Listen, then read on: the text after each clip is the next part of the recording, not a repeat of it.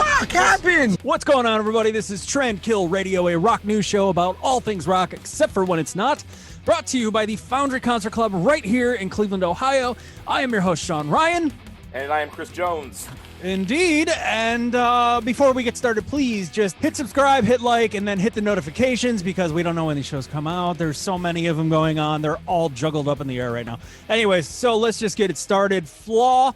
If you guys don't know who Flaw is, you are right to not know them. Or you're just really young.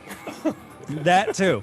But Flaw, it was a band that came out in around like 96 or whatever. They had their big heyday in the nu metal era. And there were a lot of tiers of nu metal. You know, you got your Linkin Park and your Korn, your Limp Bizkit. Then you got your Static X, your Power Man, you know, et cetera, et cetera. And then you get like Nonpoint and Flaw and Head PE, bands like that. Or as I call it, the second stage at Ozfest. I know. Well, I mean, you could be Slipknot on the second stage and then graduate. Just depends on how good you are. Yeah. So, Flaw, they played a show, an all-for-out free fall fucking show. I didn't see anyone distancing, no mask or anything like that going on in Chicago. So the band is playing. They're having a couple sound issues, and lead singer Chris Voles, God, can you tell how much I don't want to do this fucking story? Anyways, so he goes on some kind of a rant. Well, he drops the M-bomb. That's the main part of this story, is that his wedges weren't working. Bad audio mix, so he says, pulling a diva. He said while on stage, and what I'm assuming is probably a drunken rant, quote, "There's three of you Ennas." He did not say Ennas. It was not a soft A. That was a hard ERS. We're gonna play the video for you in a little bit, but just hang tight. It gets better. There's three of you sitting right there. I'd like for one of you to come up here. You're all white, so that's not racist. During this temper tantrum, he went to go on and say some more. Quote, "One of you guys needs to come up here. I want you to come up here and hear these center wedges before we finish, just so you know what I actually went through tonight and how badass it is that I actually had no wedges." End quote. Like, he's kind of like, he's bragging about not having front of house wedges. Like, it's like, you shouldn't need front of house wedges when you've been in that band that long, because you've been doing the same fucking songs for like 2 decades. If you don't know them by now, go.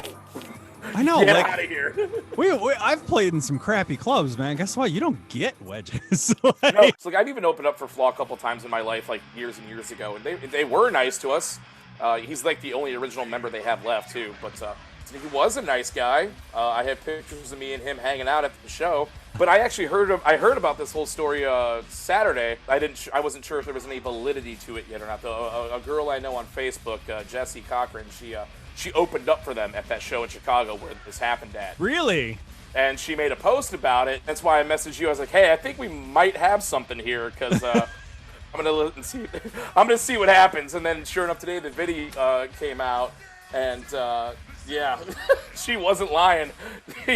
All right, well, there's no coming back from that. Put him in a drawer with trapped and go away. Before we go on any further, why don't we just show you this video right now? There's 3 of you niggas sitting right there. I want one of you to come up here. You're all white, so that's not racist. One of you guys needs to come up here. I want one of you to come up here and do these center wedges before we finish. Just so you know what I actually went through tonight and how badass it is that I actually had no wedges. Hey! I'm not fucking around. One of you motherfuckers comes up here on stage and listens to these wedges before we finish. Otherwise, you're all getting rolled. Yes, that was something, wasn't it, folks? I feel like I've seen so much shit like this, like, in my lifetime. And I'm just like, I'm not shocked. I'm not surprised. No, that's all bad.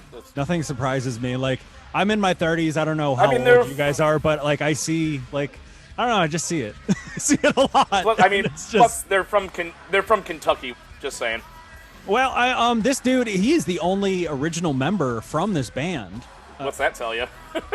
So yes, this singer, Chris Voles, he is the only original member of Flaw, and then a former bandmate, Chris Ballinger, posted something in a statement in a response to what Chris Voles has said, saying, quote, "For all the fans of Flaw, for those who have seen the news about our singer, his actions do not reflect us, the other 4 members.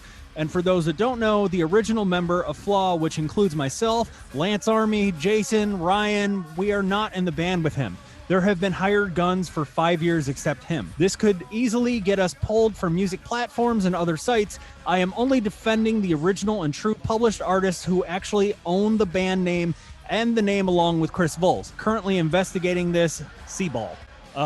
Seaball! Chris Voles goes on to say some more bullshit just about cancel culture and blah, blah, blah, blah, blah. And like, I don't even want to give him like the fucking credit of just saying like what he meant and like what is true and what is right. And it's always just some same bullshit. Like you could just watch our old trap episodes. It's the same fucking thing. I don't care. But he says further, he backtracks and goes, "Oh shit, like I'm in like actual trouble. This is gaining traction and it's spreading all over the US like wildfire." So he went on his, usual apology fucking tour, and he posted to Facebook of all the lamest fucking places to go post about it. After he realized he's in shit creek, his statement goes on to say, "Hey Flaw family, I need to address the recent video and backlash that has surfaced this weekend. I made a huge mistake, and in the heat of my anger, I used an unacceptable group of words towards another white person. I in no way meant it to be a racial thing," but then you shouldn't have fucking said it, "and it is being construed on social media as if I made a statement about my beliefs, and that is simply not true. Anyone who knows me knows that I have always been an advocate of equality, and I even wrote a song called Bleed Red 5 years ago, and that was all about ending racism. Flaw has always had all genders and races on our team, from managers to agents to labels to road crew, and we always will. I take responsibility for my actions, apologize for my meltdown, and I hope that you can all forgive me." 8 fucking hours later. Yeah, we're all very sorry for him, yeah. If you didn't mean it to be racial, just don't use that fucking word ever, for any reason at all. It's so fucking unnecessary. Like, I don't care if you're drunk, man. Like, I've been drunk. I don't fucking say the word. Just don't say it. Like, just stop. Quit trying to make excuses for fucking saying it. Like, any of you that are watching this out here and disagree with me or whatever, it's one thing if you're just a flat-out racist and you're waving your fucking Nazi Confederate flags and shit and just going like, "Yeah, I don't fucking care. I'm gonna fuck my cousin." Whatever. All right, fine. Then like don't fucking comment on this show. I don't care. I don't want to hear from you. But like if you claim to not be racist or anything, even if you're saying it to white people, just don't fucking say it. Jesus Christ. Like, why is that so fucking hard for some people? Like, I grew up in a really white, trashy suburban fucking town, and it's predominantly white. I heard that word all the fucking time when I grew up. All right. I grew up out in Lodi, so yeah, we heard it a lot out there. Just shut the fuck up. We literally had the KKK where I grew up at, and I don't say that fucking word. Like, no. So yes, the third and final update. Noble Steed Music, they are the publisher of all his bullshit and, his solo records and his other side band. They've come out and said, quote, to Loudwire, quote, "Noble Steed Music has distributed Chris Voles' solo record and the 2 5-volt main records since January 2016. We will be ceasing distribution of these titles effective immediately, as we do not support racism of any kind. We fully denounce racist speech and are taking action. Further, we will be donating a portion of Voles' recent label proceeds to the NAACP," end quote. That is the fucking end of this dumb story. I guess it's a headline. I guess it's a story. But like, who the fuck has cared about Flaw in like 20 years? 20 years. Yeah. It's like, I mean, I liked him when I was a kid. I loved him when I was a kid. But I mean, that's up there with like doing a story on like LA Guns or something. Like, he's like, who cares? Who gives a shit? All right, the guy may or may not be racist. He did say racist shit. He's a fucking idiot. Whatever. Yeah. His shit is ruined. He's gonna go on his whole little apology tour, and he's gonna go try and make up for it somehow, and like, oh, I'm sorry guys, at his next show and whatever. He's in front of fucking 10 people. We have more viewers on each episode than this guy does at a fucking concert. All right, so unless they're playing in the Vortex in Akron. Sorry, I'm tired. I'm cranky. So that is it. That is all we have to say about this fucking story. I don't care. Thank you guys so much for watching. Sorry. Please subscribe, hit your notifications, like the episode. I'm trying so hard to be professional right now, but I just can't. Like, if you do disagree with anything I had to say in this episode, I don't care. I Go. don't care. There's the door. Shut up. Shut up. Oh, it wasn't so bad what he did. Fucking shut up. I don't fucking care. That's it. I'm Sean Ryan. I'm Chris Jones. Don't be a racist piece of shit. Trend Kill Radio.